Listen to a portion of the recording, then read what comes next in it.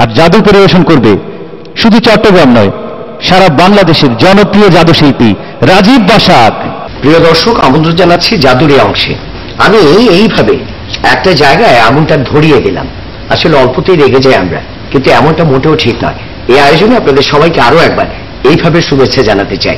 আপনারা ভালো থাকবেন, সুন্দর থাকবেন, সুস্থ থাকবেন। এবারে ম্যাজিকটা আমরা সবাই মিলে করতে পারি। আমার কাছে কিছু ঘড়ি আছে, দেখতে পাচ্ছেন, ছোট ছোট ঘড়ি। আর ঘড়ি আমরা এই জন্য ব্যবহার করি সময় মানার জন্য। আমি এই ঘড়িটাকে খুব ভালো করে আমার হাতে এইভাবে ধরে নিলাম, দেখতে পাচ্ছেন। আমি ভালো করে ঘড়িটা ধরে নিচ্ছি এবং ভালো করে যদি এখানটায় বসিয়ে দিই, তাহলে ঘড়িটাকে এইভাবে আমরা বেমুলুম গায়েব করে দিতে পারি। শুধু তাই না, আমি পরের অংশে যদি একইভাবে এই ঘড়িটাকেও নিয়ে এইভাবে ধরে নিয়ে খুব ভালো করে এইভাবে বসিয়ে দিই, তাহলে এটাকেও আমি গায়েব করে দিতে পারছি।